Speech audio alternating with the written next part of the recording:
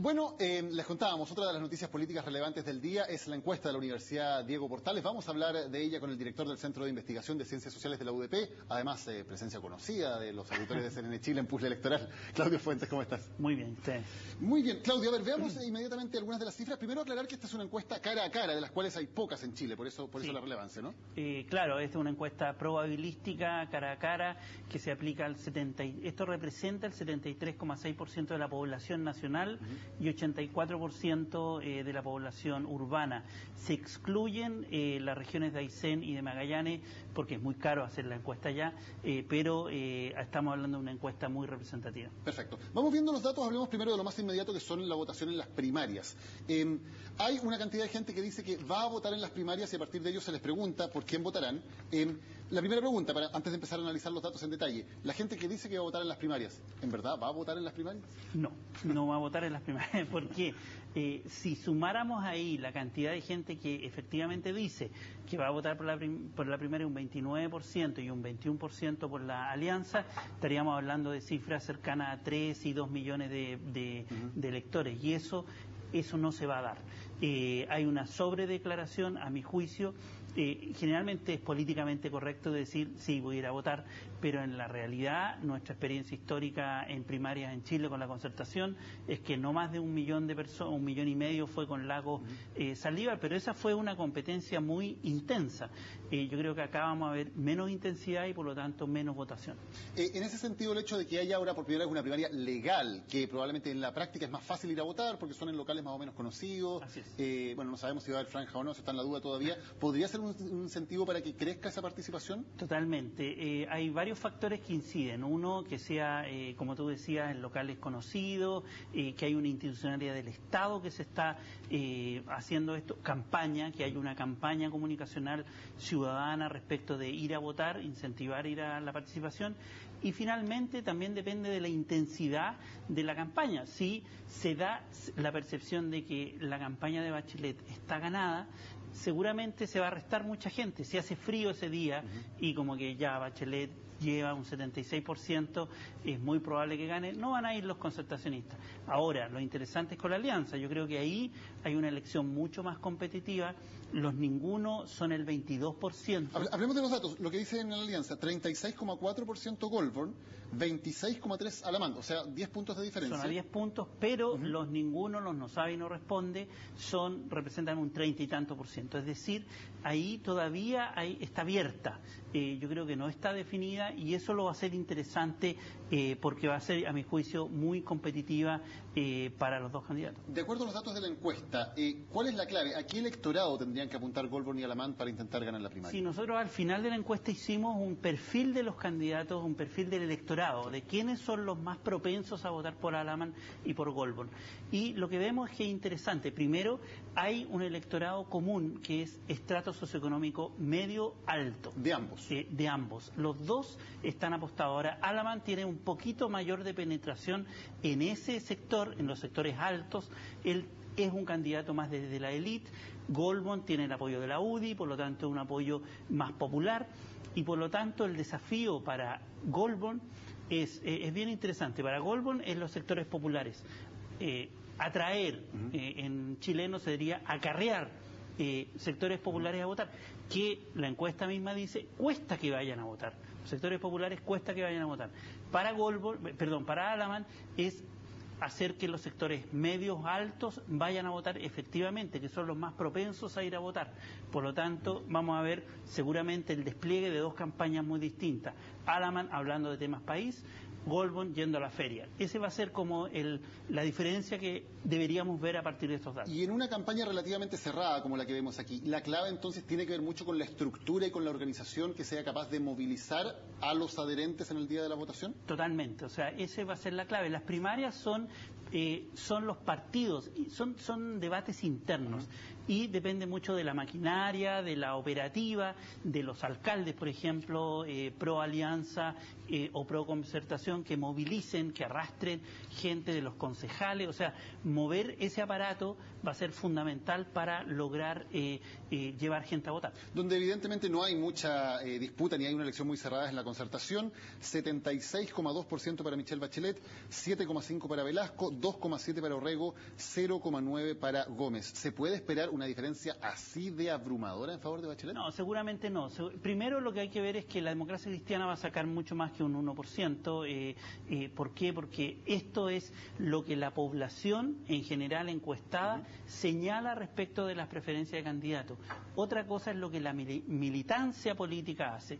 La Democracia Cristiana ya tiene experiencias de 3, 4 primarias en los últimos 2 años, está movilizando por lo menos 26.000 como mínimo y 60.000 como máximo. Quiere decir que Orrego va a ocupar esa maquinaria para ir a votar por él, y seguramente para la Democracia Cristiana particularmente va a ser muy importante sacar muchos votos para poder tener más margen de negociación con una candidata que se le puede ir con un 70%. Solo la máquina de Democracia Cristiana, los militantes movilizados son más del 2,7%, o sea, Orrego va a sacar más que eso. Sí, totalmente, sí. Yo creo que va a sacar mucho más que eso. Y en segundo lugar, Velasco es la capacidad que él tenga de movilizar independientes. El problema es cuando uno ve el perfil de los electores de Velasco, es que tienden a ser menores de 40 años y de estratos socioeconómicos altos. Y los jóvenes sabemos que son menos propensos a ir a votar. Por lo tanto, va a tener un problema de movilizar a gente de estratos socioeconómicos medios altos, y ese va a ser un gran desafío para Andrés. ¿Y la disputa por el segundo lugar está entre Velasco y Orrego? ¿Es tal vez es el punto más relevante de las elecciones en la concertación? Yo creo que sí, yo creo que es la capacidad que la Democracia Cristiana tenga de superar 10, 15, 20%, de modo de tener más margen de maniobra para luego negociar el programa con la candidata Bachelet. Ahora, va a haber algo llamativo porque, claro, son 2 primarias distintas, pero en el mismo día, en el fondo, vamos a tener un total de votos que va a sacar Bachelet y un total de votos que va a sacar Goldberg y Alamán. Probablemente la diferencia, si uno mira estas cifras, va a ser mucha. O sea, Bachelet va a sacar muchísimos más votos que cualquiera de los candidatos de la alianza que resulte triunfador.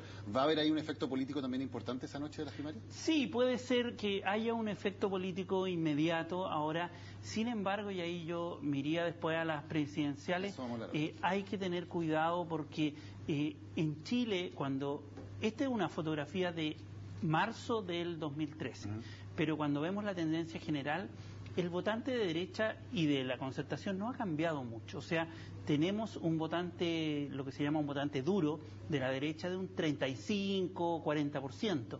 Yo creo que en estas elecciones no va a cambiar. Y la encuesta al día de hoy no refleja refleja un 20%. Claro. Por lo tanto... ¿Por qué? ¿Por qué pasa eso? Porque hay un voto escondido. Cuando tú tienes candidatos que no son muy atractivos, cuando tienes a Michelle Bachelet, que es muy atractiva como candidata hoy día, y cuando tienes un gobierno con baja aprobación, el militante o el que se siente identificado con la derecha, independiente, tiende a esconder su preferencia y por lo tanto se subrepresenta, se esconde en el ninguno, por ejemplo. Ninguno no sabe, no contesta, son un 10%. Seguramente eso mayoritariamente se va a ir después a la derecha. Ahora, ustedes hacen un ejercicio que es el de la intención de voto entre los votantes seguros. ¿Cómo se determina cuáles son votantes seguros de la elección general, la elección de noviembre? Sí, un importante elemento que también tenemos que colocar en los análisis de opinión pública es que con voto voluntario hay que distinguir entre el total de la muestra de los encuestados y los que manifiestan mayor probabilidad de ir a votar. Entonces, en 2 segmentos de la encuesta nosotros preguntamos, ¿y usted iría a votar? Y los sacamos. Y después le decimos de una escala de 10, ¿cuán probable es que vaya a votar? Y la gente dice 5, 6. Entonces después seleccionamos al votante, lo que llamamos seguro o más probable. Eso representa de la muestra total el 57%. Por lo tanto, y 57% estamos hablando de En realidad, históricamente, en presidenciales ha votado más o menos eso. Por lo tanto, yo creo que deberíamos esperar cifras de participación electoral que superan la municipal, que llegó a un 48%, si sacamos los muertos del padrón, etcétera, llega a un 47-48%, seguramente va a llegar sobre el 50%, y por lo tanto ese es el electorado que va a ir a votar, que es más seguro de que vaya a votar. Claro, lo que decías es muy cierto, porque en ese rango, el de la intención de voto seguro, Bachelet tiene 49,3%, y si uno suma a Goldborn con Alamán, claro, sacan el 20%. Evidentemente no es la votación que va a sacar el candidato de la centro-derecha. Claro, y cuando tú sumas el no sabe, no contesta con el ninguno, te da un 15%, y nosotros lo que hicimos fue una prueba. ¿Quiénes son ellos? Y son principalmente de centro y de derecha. Solo el 13% de esos no sabe, no contesta son de izquierda. Por lo tanto, ¿qué estamos diciendo? Es que el votante que es más de derecha se esconde en el todavía no decido esta situación o no sé. Claro. Claudio, antes de despedirnos quería preguntarte por otro tema que tiene más que ver con percepciones de la opinión pública, no en torno a las campañas, sino en torno a lo que opinan de temas de actualidad. Y hay un gran acuerdo en básicamente participación del Estado en tener una red de farmacias estatales, bancos estatales, AFP estatal, y me llama mucho la atención que la mayoría, más del 50%, está de acuerdo con que las universidades privadas debieran pasar a ser del Estado y los colegios particulares subvencionados debieran pasar al Estado. Me llama la atención porque en general se ha dicho que para mucha gente es muy importante, como señal de movilidad social, sacar a sus niños de colegios fiscales y pasarlos a un colegio particular subvencionado. Sin embargo, da la impresión de que la mayoría, la verdad es que no se siente cómoda con ese esquema en que cada vez más familias chilenas han llevado a sus hijos al colegio particular. ¿Cómo se entiende esa dicotomía? Claro, mira, por un lado tú lo que observas es que la gente percibe que la economía está progresando, etcétera, etcétera, pero además percibe que cuando uno le pregunta, ¿usted en qué está afligido? Situación económica personal. Eso es lo que le aflige a la gente hoy día, el llegar a fin de mes. Ese es el tema central para la ciudadanía. ¿Cómo resolvemos eso? Y ahí viene la pregunta del Estado, más estatismo. Yo quiero seguridades, quiero que mi hijo estudie en donde yo no pueda pagar y que el Estado me lo provea. Eso por un lado, seguridades, y segundo, abusos. Es decir, yo quiero una farmacia, ¿por qué una farmacia estatal en un 80%? Es decir, cruza sectores políticos, jóvenes, niveles socioeconómicos, todos quieren farmacias estatales. ¿Eso qué te está diciendo? Que la percepción es que el sector privado está abusando de mí. Todo el escándalo de las farmacias, por ejemplo, yo creo que refleja eso en la encuesta. Entonces, yo lo interpretaría más como la percepción de que en Chile hay desigualdades, que hay inseguridades de tipo económica y que por lo tanto la solución a esto es mayor educación. Si tú ves la principal motivación que señala la población para emprender o para salir de la pobreza es la educación, y en segundo lugar, más Estado. Muchas gracias, Claudio Fuentes, por haber conversado con algunos sobre algunos de los datos de la encuesta, porque evidentemente hay muchísimo más. Muchas gracias. Muchas gracias a usted.